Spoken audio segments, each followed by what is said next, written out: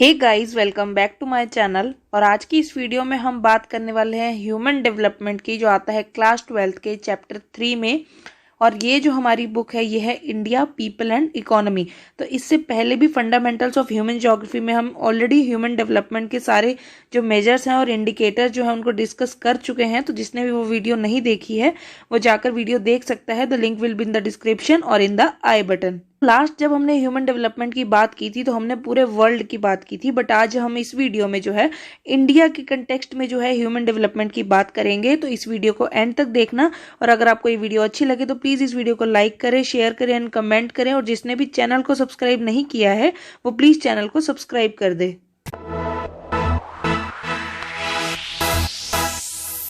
तो इसी के साथ वीडियो को शुरू करते हैं और सबसे पहले देखते हैं कि ह्यूमन डेवलपमेंट क्या होता है, और उससे पहले डिस्कस करते हैं कि डेवलपमेंट क्या होता है। तो डेवलपमेंट किसी भी पॉजिटिव चेंज की बात करते हैं, और डेवलपमेंट जो है वो हमेशा पॉजिटिव होता है। ग्रोथ जो हमारी होती है इट कैन बी इधर नेगेटिव और पॉजिटिव, बट जो हमारी डेवलपमेंट होती है वो हमेशा पॉजिटिव होती है। और जो डेवलपमेंट होती है वो तभी होती है जब हमारी पॉजिटिव ग्रोथ हो। And it is a process of enlarging the range of people's choices, कि हमारे चॉइसेस को कैसे हम एनलार्ज कर सकते हैं by giving them education, health care, income and empowerment. जब हम लोगों को एजुकेशन देंगे तो उनके पास एक कैपेबिलिटी होगी, स्किल्स होंगी किसी भी चीज को अचीव करने के लिए, अपनी जो चॉइसेस हैं उनको एनलार्ज करने के लिए। और वैसे ही हेल्थ केयर, जब कोई भी इंसान जब हेल्दी होगा तो वो अपनी किसी भी गोल को इजीली अचीव कर पाएगा, क्योंकि वो हेल्दी है, उतना टाइम दे पाएगा, उतने एफर्ट्स दे पाएगा टू अचीव इट्स चॉइसेस। और उसके बाद हमारे पास आता है इनकम एंड एम्पावरमेंट। जब हमारे पास एजुकेशन होगी, हमारे पास स्किल्स होंगी, तो हमारे पास कहीं ना कहीं एक पावर होगी कि अपने इनकम जनरेट करने के लिए। तो जैसे ही हमारी इनकम जनरेट होगी उसी के साथ जो पीपल की चॉइसेस हैं, लोगों की चॉइसेस हैं, वो चेंज हो जाएंगी। The real wealth of a country is it's people. तो हमने पहले भी वीडियो में डिस्कस किया है कि जो ह्यूमन हमारी जो पॉपुलेशन होती है वो किसी भी कंट्री के लिए जो है उसकी पावर होती है, उसकी एक वेल्थ होती है। क्योंकि जितनी ज़्यादा पॉपुलेशन होगी उतने ही वर्किंग हैंड्स होंगे और उतने ही हमारी वर्कफोर्स जो है वो ज़्यादा होगी। And aim of human development should be enrichment of human life, not simply the economic growth. तो जब हम ह्यूमन डेवलपमेंट की बात करते हैं तो ह्यूमन लाइफ की डेवलपमेंट की बात करते हैं, जहाँ पर ह्यूमंस डेवलप हो रहे हैं, not just the economic growth, कि सिर्फ उनके इकोनॉमिक जो इकोनॉमी है उसमें ग्रोथ नहीं हो, बट एक ह्यूमन लाइफ में भी ग्रोथ आए, डेवलपमेंट आए, उसकी एजुकेशन अच्छी हो जाए, उसकी हेल्थ केयर में बहुत ज़्यादा मेंटेनेंस हो, वहाँ पर जो है बहुत ज़्यादा उसमें हम जो है इन्वेस्ट करें हमारी हेल्थ केयर में। और वैसे ही हमें जो हमारे चॉइसेस हैं उनको एक इनलार्जमेंट मिले कि हम अपनी चॉइसेस को हैं बहुत ज़्यादा फुलफिल कर पाए। And generally speaking development is freedom. Development and freedom are often associated with modernisation, leisure, comfort and influence. तो यहाँ क्या होता है, जब हम कहीं पर भी मॉडर्नाइजेशन देखते हैं कि जैसे ही हमें फ्रीडम मिलती है हम मॉडर्न होते हैं, क्योंकि अगर ह्यूमन लाइफ को कहीं ना कहीं एक पुश मिलेगा, एक डेवलपमेंट जो है वो मिलेगी, तो उसके पास फ्रीडम होगी, कहीं पर भी इंजॉय करने का, लेजर टाइम अपना कहीं पर भी वो स्पेंड कर सकता है, और कंफर्ट लेवल में आ जाएगा, अपना एक स्टैंडर्ड ऑफ लिविंग जो है वो थोड़ा मॉडर्न हो जाएगा। तो अगर हम इंडिया की बात करें तो in India development is a mixture of opportunities as well as neglect और डेप्रिवेशन। तो यहाँ क्या है, बहुत सारे हमारे डेवलपमेंट के जितने पॉजिटिव साइड है उतनी ही नेगेटिव साइड भी है। तो आपके जैसे एनसीईआरटी की चैप्टर के स्टार्टिंग में ही आपको एक स्टोरी दी हुई है कि एक लेडी है वो बहुत जल्दी जो है वो अपनी मैरिज के बाद ही विडो हो जाती है, और उसके भाई जो है उसको कहीं ना कहीं माइग्रेट कर दिल्ली ले आते हैं। तो उस स्टोरी में हमें ये देखने को मिलता है कि जब वो दिल्ली में आती है तो वो एक रूरल एरिया से अर्बन एरिया की तरफ आती है, और वहां पर उसे बहुत सारे चेंजेस देखने को मिलते हैं। उसे बहुत बड़ी बड़ी जो बिल्डिंग्स हैं वो देखने को मिलती हैं, बट इन बिल्डिंग्स के साथ ही उसको एक इसकी रियलिटी भी दिखती है कि उसे बहुत छोटे छोटे जो हैं वो स्लम एरियाज दिखते हैं, या बहुत सारे ऐसे प्रॉब्लम्स दिखती हैं अर्बन एरियाज में भी जो उसको शायद रूरल एरियाज में जो है वो नहीं देखने को मिलती थी। तो इसी के साथ जो हमारे पॉजिटिव साइड है किसी भी डेवलपमेंट की अर्बन एरिया की, जो कि की जाती है किसी भी अर्बन एरिया में आने पर, वो है a few people in urban areas are enjoying all the facilities of modern life, while on the other side vast humanity living in rural areas and urban slums do not have enough to fulfill the basic amenities of life or to buy the basic amenities of life। तो यहाँ पर एक जो हमारा gap आ जाता है between rural and urban area, ये जो है वो डेवलपमेंट में एक बहुत बड़ा जो है एक ड्रॉबैक है कि इसी वजह से जो डेवलपमेंट है रूरल एरियाज में नहीं हो पाती या किसी भी अर्बन स्लम में नहीं हो पाती। हमारे जो रिसोर्सेज हैं वो इक्वली डिवाइडेड नहीं है, यहाँ पर इक्विटी नहीं है। जो रिच है वो और ज़्यादा रिचर होता जा रहा है और जो हमारा पुअर है वो और भी ज़्यादा पुअरर होता जा रहा है, क्योंकि उसकी जो कंडीशन है वो और भी ज़्यादा डिप्रिशिएट होती जा रही है। उसके पास रिसोर्सेज जो हैं वो बहुत ज़्यादा कम हो गए हैं, क्योंकि इनमें कोई इक्विटी या इक्वालिटी नहीं है। तो using the indicator selected by UNDP, that is United Nation Development Programme, ये इसकी जो है वो फुल फॉर्म है United Nation Development Programme. The planning commission of India, जो सारी प्लानिंग कमीशन है इंडिया की, वही जो है सारी सेंट्रल लेवल या स्टेट लेवल की प्लानिंग जो है वो देखते हैं। And also prepare the human development report for India. तो ह्यूमन डेवलपमेंट रिपोर्ट में उनके सारे एजुकेशन, उनके लिटरेसी लेवल, उनका जो बर्थ रेट वगैरह है, वो सब जो चीज़ें हैं वो मेजर की जाती हैं। It use states and union territories as a unit of analysis. तो जब सेंट्रल लेवल पे हुई, जब हमारे नेशनल लेवल पे जो है वो प्लानिंग कमीशन बैठती है, तो वो क्या करती है, हमारे स्टेट्स एंड यूनियन टेरिटरीज को जो है वो एज अ यूनिट ले लेती हैं फॉर देयर एनालिसिस। और वैसे ही जो स्टेट्स हैं वो क्या करती हैं, अपने डिस्ट्रिक्ट्स को लेती हैं फर्दर एनालिसिस के लिए। रिपोर्ट है ये हमारी बनाई थी the planning commission of India ने, जिसमें जो human development report for India है उनमें उन्होंने स्टेट एंड यूनियन टेरिटरीज को जो है वो यूनिट ऑफ एनालिसिस लिया था, और वैसे ही स्टेट ने फर्दर एनालिसिस के लिए हमारे जो डिस्ट्रिक्ट्स हैं उनको अपना यूनिट लिया था फॉर देयर एनालिसिस। और जो फाइनल एसडीआई था वो प्लानिंग कमीशन ऑफ इंडिया ने बनाया था यूजिंग द 3 इंडिकेटर्स। दैट ये जो 3 इंडिकेटर्स थे वो ऑलरेडी हम लास्ट वीडियो जो ह्यूमन डेवलपमेंट की थी फंडामेंटल्स ऑफ ह्यूमन ज्योग्राफी में, उसमें हम डिस्कस कर चुके हैं। और ये जो 3 इंडिकेटर्स थे हमारे वो थे birth rate, high fertility rate या मेडिकल फैसिलिटीज की वजह से, और दूसरा था हमारा literacy rate, education, and third one was the resources की कितने जो है हम रिसोर्सेज को एक्सेस कर पाते हैं to fulfil our basic needs. Indicators of economic attainments, rich resources base and access of these resources by all, की हमारे पास जो एक रिसोर्स बेस है वो बहुत ज़्यादा रिच है, बट उसकी एक्सेसिबिलिटी जो है वो रिसोर्सेज की वो सबके पास है या नहीं, ये चीज़ हम देखते हैं इकोनॉमिक अटेनमेंट्स में, और इसको हम मेजर करते हैं। Particularly the poor trodden and the marginalized is the key to productivity, well-being and the human development। तो इकोनॉमिक प्रोडक्टिविटी जो है it forms an integral part of human development, और no human development is possible without this economic prosperity। Economic attainment and the well-being of individuals depend on the economic growth। जो economic growth है वो totally depend करती है हमारे economic attainment पे, और किसी भी एक well-being of individual depend करती है किसी भी एक economic growth पे, कि जो एक नॉर्मल इंसान की जो एक किसी भी इंसान की अगर वेलबींग होगी वो कितनी अच्छी होगी डिपेंड करेगा वहाँ की इकोनॉमिक ग्रोथ पे, वहाँ की एम्प्लॉयमेंट अपॉर्चुनिटीज़ पे, कि किस टाइप की एम्प्लॉयमेंट उसे मिल रही है, क्या वो उसके स्किल्स के बेसिस पे उसे एम्प्लॉयमेंट मिल रही है या नहीं, या वो अनएम्प्लॉयड तो नहीं है, एंड एक्सेस टू एसेट्स की, उसके बाद जो इनकम है उसका एक्सेस उसके पास है कि नहीं, कि जितना वो कैपेबल है अर्न करने का उतना उसको मिल पा रहा है कि नहीं। Over the years the per capita income and consumption expenditure in India has increased, कि यहाँ पर कैपिटा ये कंजप्शन एक्सपेंडिचर क्या होता है कि हम कितना अपने जो हमारी बेसिक नीड्स हैं उन पे जो है हम स्पेंड करते हैं, तो पर कैपिटा इनकम जो है वो इंक्रीज हो रही है, एंड कंजप्शन एक्सपेंडिचर भी जो है वो इंडिया में कुछ ईयर्स में जो है वो इंक्रीज हुआ है। As a result there has been a consistent decline in the proportion of population living below the poverty line.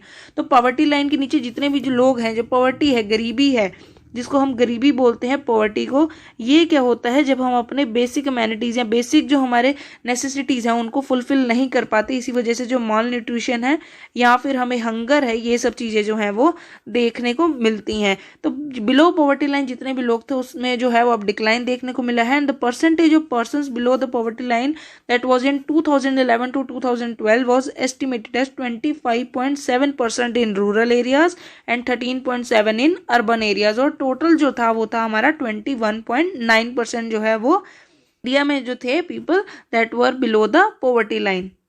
Poverty for the states show that there are states like Chhattisgarh, Jharkhand, Manipur, Arunachal Pradesh, Assam, Bihar, Madhya Pradesh, Manipur and Odisha, Dadra and Nagar Haveli, that is a union territory which has recorded more than 30% of their population living below the poverty line. तो ये वो states हैं जहाँ की 30% population जो है वो अभी भी पॉवर्टी लाइन के नीचे है, जहाँ पर बहुत ज़्यादा जो है माल न्यूट्रिशन है, हेल्थ फैसिलिटी जो है वो बहुत अच्छी नहीं है, और ये जो है इनको हम पुअर स्टेट्स भी जो है वो बोल सकते हैं in terms of their development. And other states like Gujarat, Haryana, Jammu Kashmir, Maharashtra, Meghalaya, Nagaland, Rajasthan, Tamil Nadu, Tripura, Uttarakhand and West Bengal are recorded 10 to 20% of their population below poverty line. तो ये जो हमारे स्टेट्स आ जाएंगे, ये आ जाएंगे मीडियम ह्यूमन डेवलपमेंट में।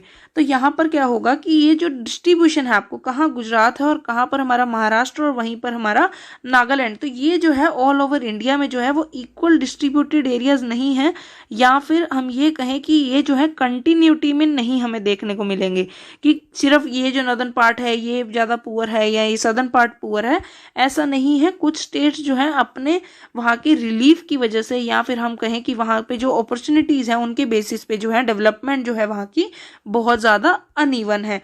और थर्ड बात करें, Andhra Pradesh, Delhi, Goa, Himachal Pradesh, Kerala, Punjab, Sikkim, Puducherry that is also a union territory, and Andaman and Nicobar that is 2 a union territory, Daman and Diu, Lakshadweep, these are the union territory that are controlled by central government. तो यहाँ पर जो है डेवलपमेंट फिर भी बहुत अच्छी है, इसी वजह से यहाँ पर जो है सिर्फ 10% कॉन्ट्रीब्यूशन है पॉपुलेशन का that lives below the poverty line. Indicators of healthy life की कौन से ऐसे इंडिकेटर्स हैं जो एक हेल्दी लाइफ को जो है वो शो करते हैं? Live free from illness and ailment and living a reasonably long life span are indicative of healthy life की। जब हमारी जो एक लाइफ स्पैन है, जो हमारी एज है वो थोड़ी ज़्यादा हो, 65 या 60 प्लस हो, साथ ही हमारा मोर्टेलिटी रेट जो है वो कम हो, and pre and post natal health care facilities on order to provide और to reduce the infant mortality and post delivery deaths among the mothers. तो यहाँ पर क्या है, हमारी हेल्थ फैसिलिटीज़ को इतना ज़्यादा इंप्रूव किया जाए कि pre and post natal health care, मतलब बिफोर एंड आफ्टर जो बर्थ जो है एक अच्छे से उसको हेल्थ जो फैसिलिटीज़ हैं प्रोवाइड की जाए, ताकि कोई भी जो बच्चा है वो इन्फेंट मोर्टेलिटी रेट, मतलब आफ्टर बर्थ उसकी जो है वो इंस्टेंट डेथ ना हो, या पोस्ट डिलीवरी जो है यहाँ पर डेथ हमें ना देखने को मिले।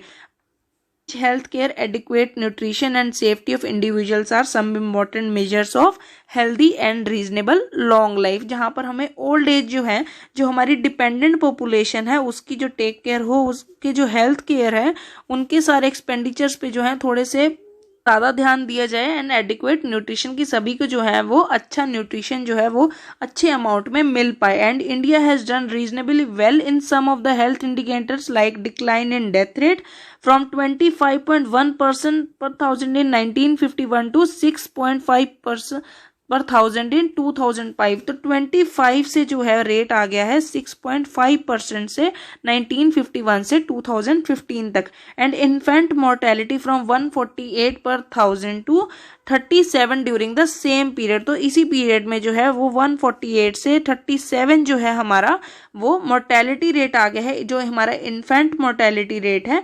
And similarly it also succeeded in increasing the life expectancy at birth from 37.1 years to 66.9 years for males and 36 to 70 years for female from 1951 to 2015। तो ये जो चेंजेस आए हैं ये हमारा शो करते हैं ह्यूमन डेवलपमेंट का वो इंडेक्स जो आता है हमारा हेल्थ से रिलेटेड, कि हमारी जो हेल्थ फैसिलिटीज़ हैं उनको जो है वो डेवलप किया गया है, ताकि जो हमारी जो इन्फेंट मोर्टेलिटी रेट है या जो हमारी लाइफ एक्सपेक्टेंसी है एट बर्थ वो जो है वो इंक्रीज हो जाए। Situation is more alarming when seen in the context of gender specific and rural and urban health indicators। तो जेंडर में जब हम मेल एंड फीमेल की बात करते हैं तो हमारे पास एक आता है चाइल्ड सेक्स रेशियो, जिसमें हम पर 1000 मेल्स जो है वो फीमेल्स देखते हैं कि कितनी है। तो ये जो है हमारी ह्यूमन डेवलपमेंट को शो करता है in the sense of health indicators. तो यहाँ पर क्या हुआ, in the findings of 2011 census India are very disturbing particularly in the case of child sex ratio. तो चाइल्ड सेक्स रेशियो में जब हमने फीमेल्स देखी कि पर 1000 कितनी फीमेल्स हैं हमारी, तो वो जो एक ड्रास्टिक डिक्लाइन था वो देखने को मिला इन 2011 census in the age group of 0 to 6 years, कि 0 to 6 ईयर्स में कितनी हमारी फीमेल्स हैं पर 1000 मेल्स। तो एक्सेप्ट केरला सभी स्टेट्स में जो है वो एक डिक्लाइन देखने को मिला, और सबसे ज्यादा जो मोस्ट अलार्मिंग जो हमारे पास डिक्लाइन था वो हमें देखने को मिला हरियाणा एंड पंजाब में, जहां पर 850 फीमेल जो थी वो पर 1000 मेल चिल्ड्रन थी, कि 850 ओवर 1000 मेल्स। तो ये एक बहुत ही डिस्टर्बिंग फिगर्स हैं। यहाँ पर जो डिक्लाइन है फीमेल में वो बहुत अच्छा साइन नहीं है, वो नेगेटिव डेवलपमेंट और नेगेटिव ग्रोथ को जो है वो शो करता है।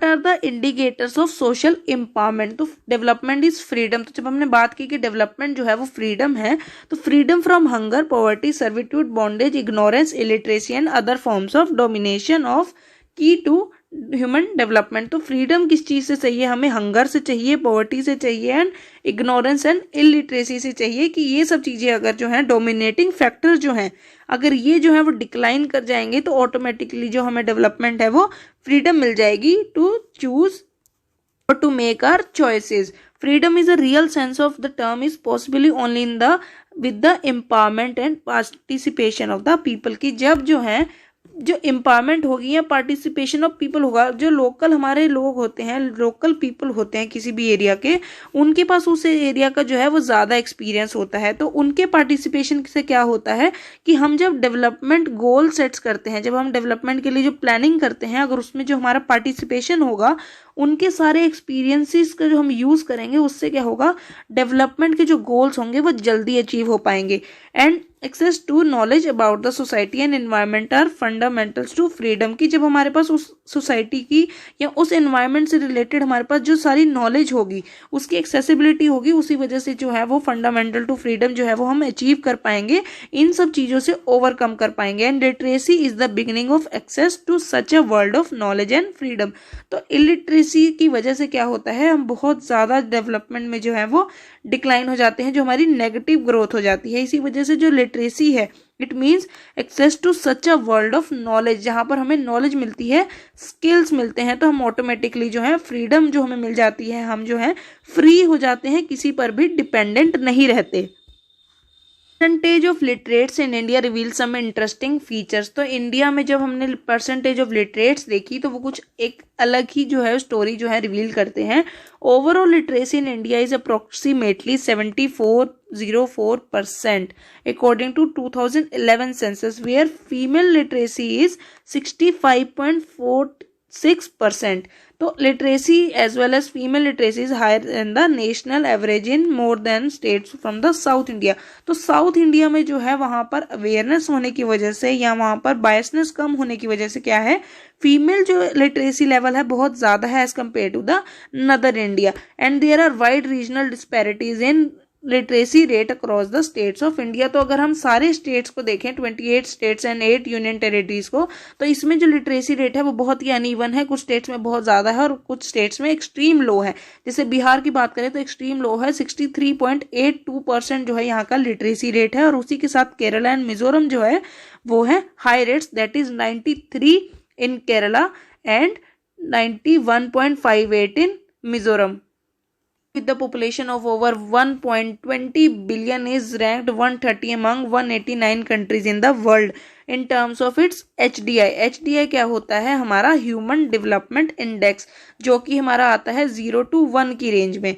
तो इंडिया का कहाँ आता है, 0.640 जो है इंडिया का HDI वैल्यू है, जिसमें हम इसके जो है क्रूड बर्थ रेट जो है वो मेजर करते हैं कि कितनी हमारी बर्थ रेट है।